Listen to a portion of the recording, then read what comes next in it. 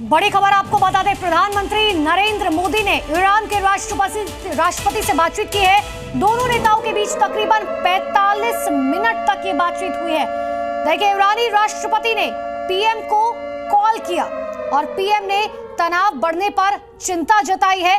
PM Modi का ये tweet आपको दिखा रहे हैं, मौजूदा हालात पर विस्तार से चर्चा की जाए। पीएम मोदी का ये कहना है, बातचीत और डिप्लोमेसी से ही हल निकाले, ये साफ तौर पर पीएम ने संदेश दिया। इस्राइल के बीच जंग में अमेरिका ने सीधी एंट्री मार दी है। जब दुनिया गहरी नींद में थी, उसी समय अमेरिका ने ईरान पर अब तक का सबसे बड़ा हवाई हमला कर दिया।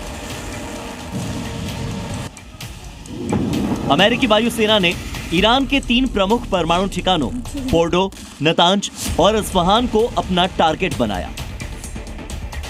इस हमले में अत्याधुनिक B-2 स्टिल्थ बॉम्बर्स और GBU-57 बंकर बस्टर बॉम्ब का इस्तेमाल किया गया,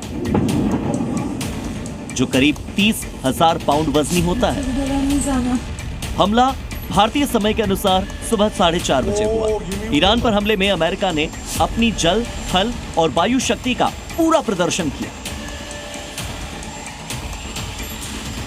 B-2 बॉम्बर्स ने ईरान के सबसे सुरक्षित और गहराई में बने फोर्डो न्यूक्लियर साइट पर एक साथ 12 बंकर बस्टर बम गिराए। अमेरिका ने ईरान के 3 प्रमुख परमाणु ठिकानों पर एयर स्ट्राइक की और इसे लेकर अब चौंकाने वाला खुलासा हुआ।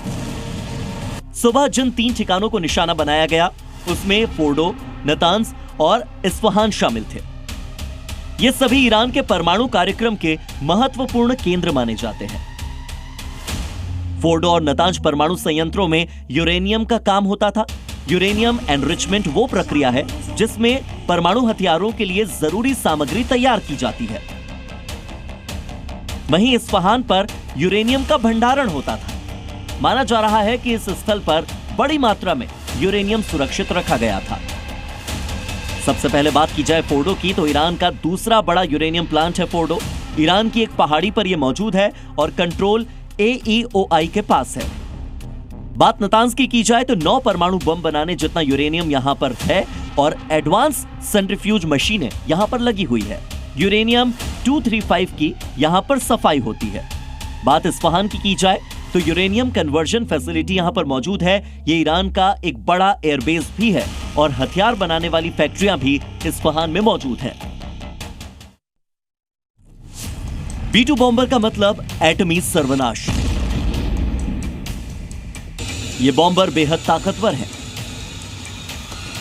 इनकी उड़ान रेंज करीब 11,000 किलोमीटर है। इसकी सबसे बड़ी खासियत यह है कि रिफ्यूलिंग के बाद यह करीब 19,000 किलोमीटर की उड़ान भर सकता है। इसकी वॉरहेड क्षमता 18 टन है।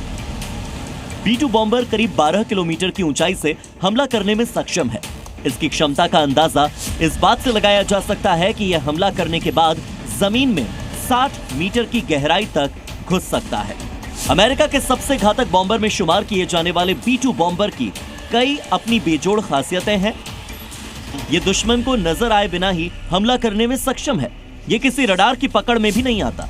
इसकी पूरी बॉडी एक बड़े पंख जैसी दिखती है। इस बॉम्बर में परंपरागत विमानों की तरह टेल नहीं होती। अमेरिका के पास आज की तारीख में 20 B-2 बॉम्बर्स हैं।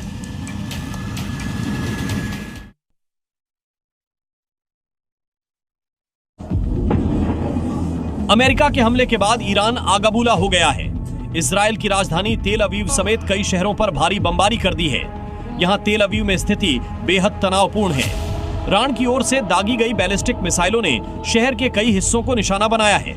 स्थानीय प्रशासन के अनुसार इस हमले में कम से कम 25 लोग मारे गए हैं और 70 से ज्यादा घायल हैं। सड़कों पर धुआं और मलबा बिखरा हुआ है।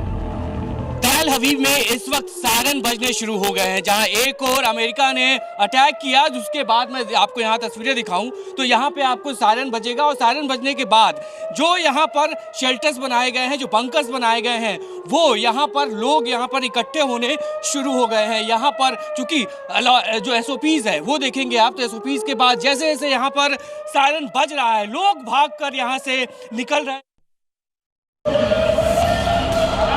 ईरान के हमले के बाद इजराइल में भारी तबाही देखने को मिली है। ईरानी मिसाइलें तेल अवीव की सड़कों पर गिरी।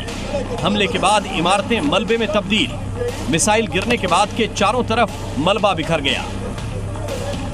सामने पूरी तरह से जो फ्रंट पोर्शन आप देख रहे हैं वो टूटा हुआ है। दूसरी तरफ जो दूसरी बिल्डिंग्स है उनके कांच टूट चुके हैं, चकनाचूर हो चुका है सब कुछ यहाँ पर। और ये तस्वीरें लगातार जो जिनकी हम बात कर रहे थे, आज सुबह जो हमने मिसाइल्स देखी थी, जो रॉकेट्स देखे थे, जो इस इलाके में अमान हबीब के इलाके में देखे गए थे, वो यहाँ आकर गिरे और गिरने के बाद नुकसान पहुँचाया गया। Israel Z News.